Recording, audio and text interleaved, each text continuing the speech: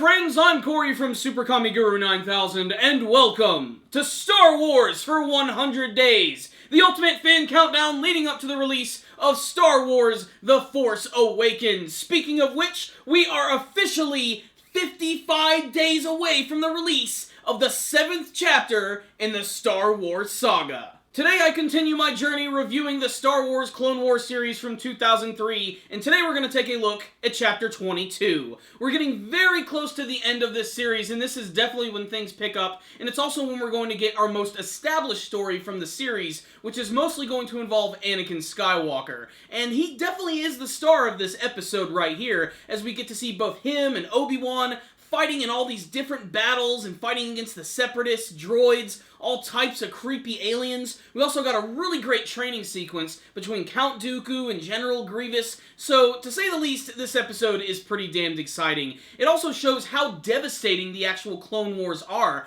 We get to see all of these different planets which are actually being ravaged by the war between the Republic and the Separatists and everyone that's getting caught in between. We go to the planet of Kashyyyk, which is just now being invaded by the Separatists. That's the home planet of the Wookiees. That's the race that Chewbacca actually belongs to. And what I really love about this scene is that we get to see the dynamic of a Wookiee family, and it's really easy to accept, unlike the Star Wars Holiday Special, a topic which I will save for another day. What I also really love about the scene on Kashyyyk is that it's a Wookiee father and his son.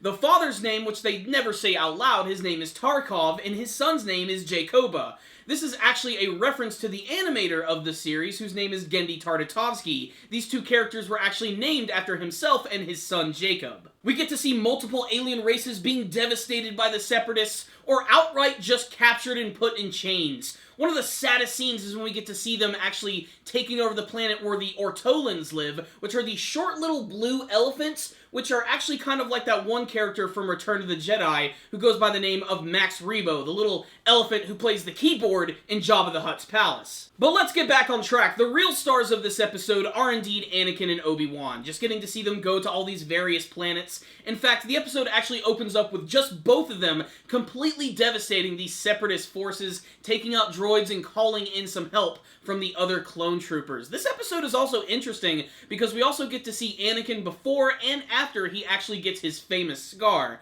Unfortunately, we don't get to see how that happens, but still it's a nice little fun fact and it all sort of ties everything into the movie versions. But what's really great about this episode is this brand new story that's actually starting at the very end, where they go to this distant planet which is known as Nelvon, because apparently there's some bad shit brewing there, and when they get there, they're actually ambushed by this giant beast which is known as a Horax, which basically is just this giant reptilian monster, which is really powerful, but Anakin manages to take it out by cutting up its arms and then literally jamming his lightsaber right into its skull. The problem is, when they did this, they were actually interrupting this ceremony that was going on amongst the natives of the planet, the Nelvanians, and they are frickin' pissed off. That's pretty much how this episode ends, but there are so many other little details about this episode that are great.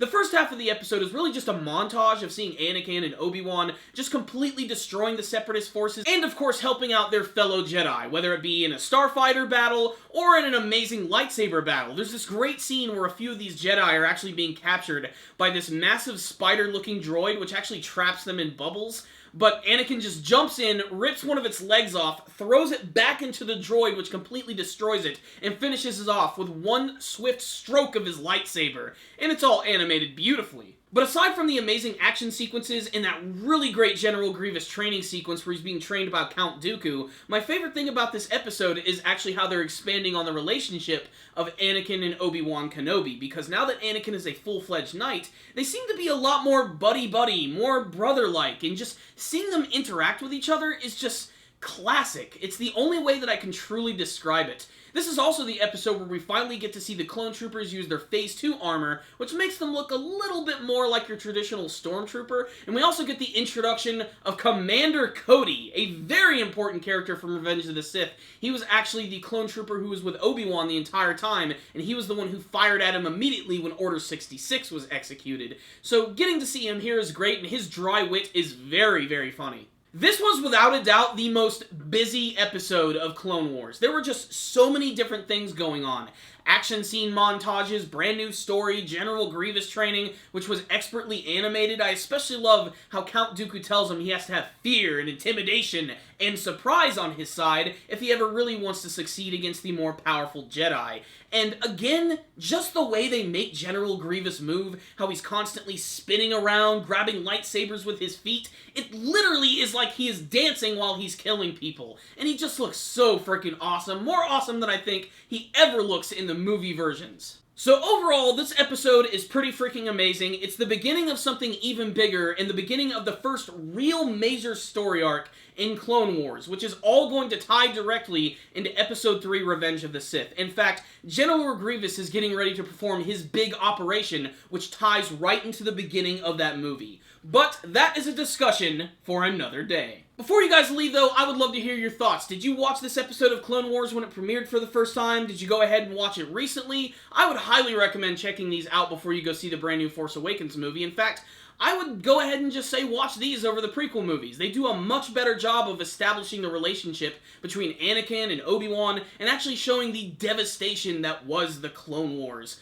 But I really want to hear from you guys. Did you like this one? What do you want to see from The Force Awakens? Please tell me in the comments section below. Thank you guys for watching my video. Make sure to like it, share it with your friends, and subscribe to the channel. Thank you guys again for watching, and as always, may the Force be with you.